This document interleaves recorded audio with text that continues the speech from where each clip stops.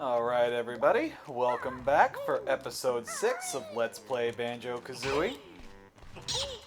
I'm happy to report that, as you probably already know, episode 5 recorded properly this time, and hopefully that's the last time I'll have to gripe about screwing up footage and all that crap. I can actually pat myself on the back and say that I was a good boy this time, and actually did it correctly, instead of just being like, oh yeah, I'm practicing good recording hygiene by always making sure that everything works, and then I go and change my settings, and it's all bad. Anyway, there's no way I can get up there to get that Mumbo token, I don't think. And this horrible noise also shows up on the recording, so I have to apologize for that. It's not got nothing to do with my setup. That's just in the game for some reason. Unless there's some very weird nonsense going on with the capture card and the microphone and the headsets plugged into a TV.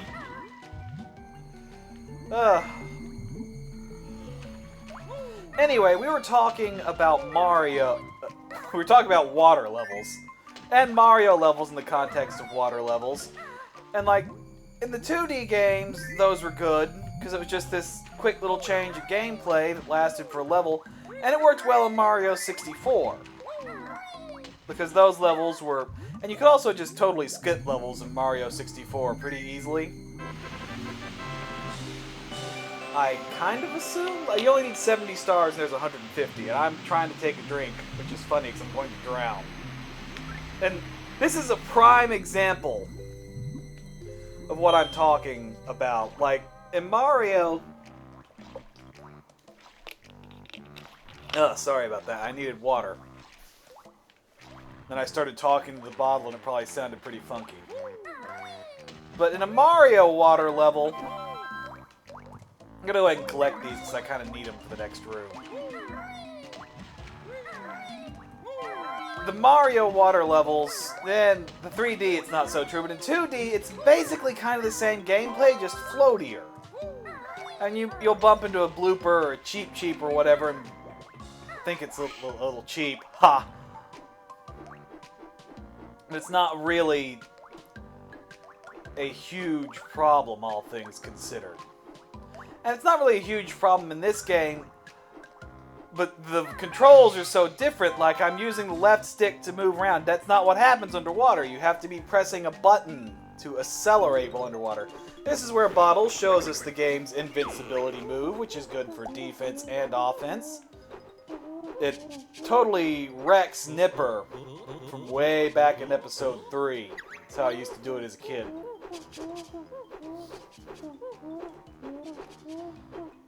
And it takes golden feathers, which are in relatively short supply. And I'm sure that's probably what he's telling us. And, oh no. Okay, yeah, I remember now. Because it's so weird. Come on, Bottles, shut up. You probably didn't read that, because I sure didn't. But I've already mentioned several times that you hold, I think it's either trigger. Yeah, either trigger and push a button to do stuff. Like, it's both triggers for the Talon Trot, and Y to shoot eggs, and B to poop eggs. And X to do this, and A to do a long, high jump. And I guess they thought they ran out of buttons, because in order to do this, I press right on the right stick. Which is one of the strangest inputs I've seen since Yooka Laylee's click the left stick to go into first person mode. So, I don't know. It's not even the same team. This rare is not the rare. None of those guys went to Playtonic, I'm assuming. I guess I don't actually know. But yeah, that's some weirdness. And I think I more or less said my piece on the water thing.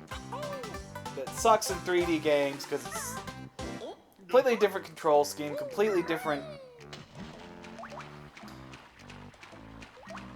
way to traverse, to do the gameplay, and it's almost never done very well either. And then the camera starts being all funky and so forth. And of all things, Yooka Laylee handled...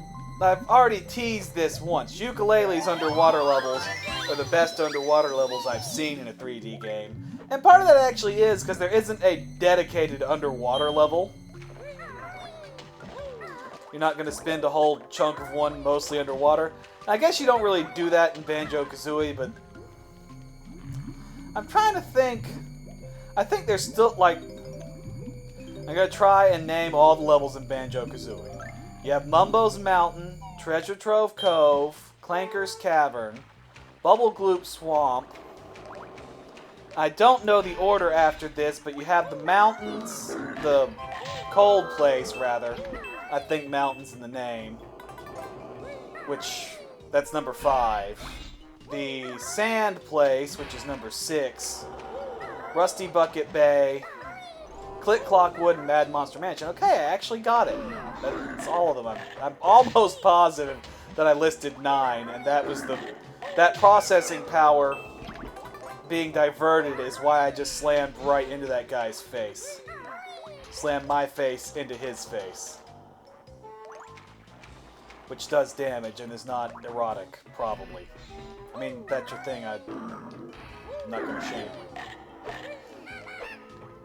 Is that Bachu? That Banjo? Bachu.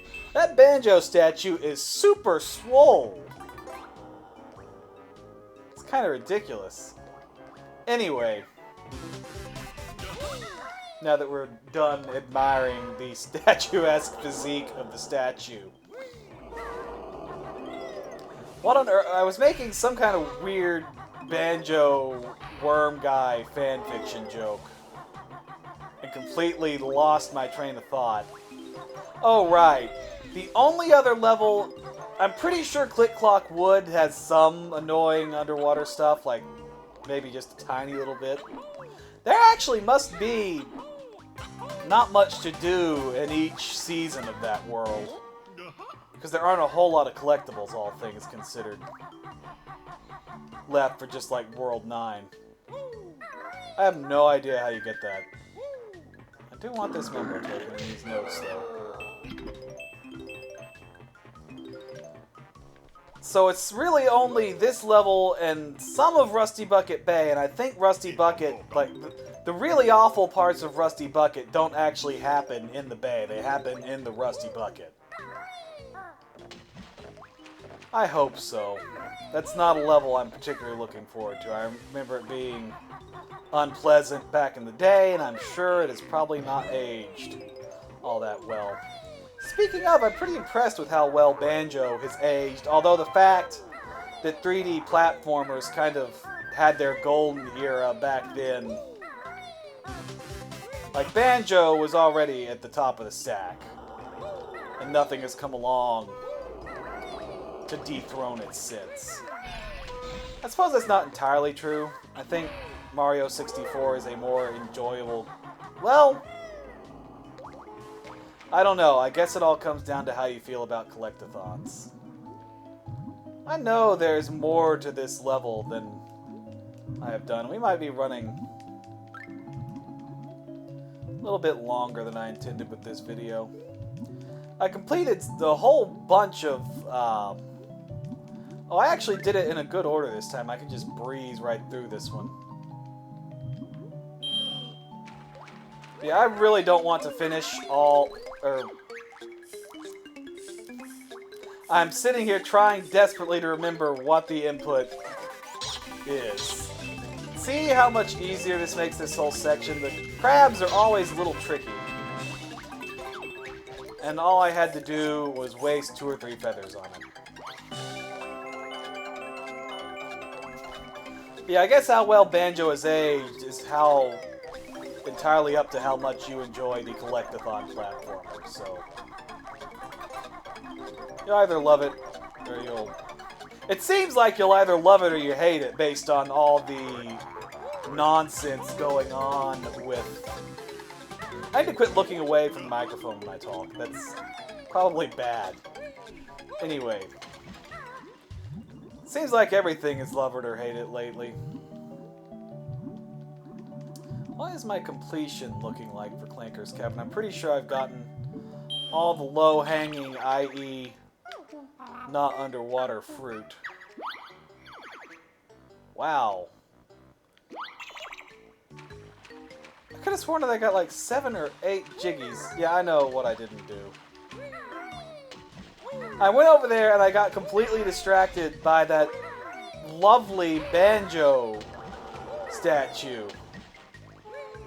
And completely forgot about the springboard that was under it. I think I've mentioned that I don't...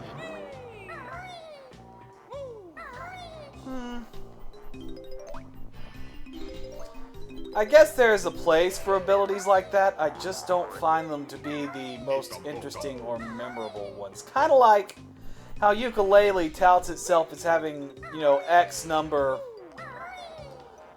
of unique and interesting abilities, and 2 of the, like, you have eat berries and you have eat other stuff, which is barely worth segregating out.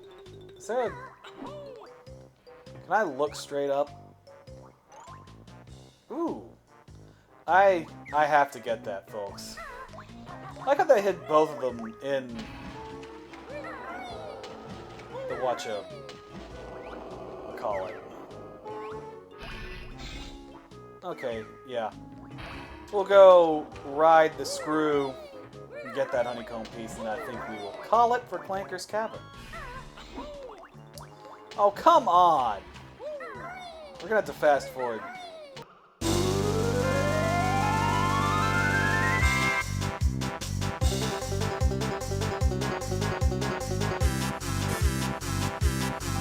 Okay, that's how you get that stupid thing. I'm not gonna bother to collect the Jinjo, because he can just go... Or the Jinjos. There's actually many I have yet to collect.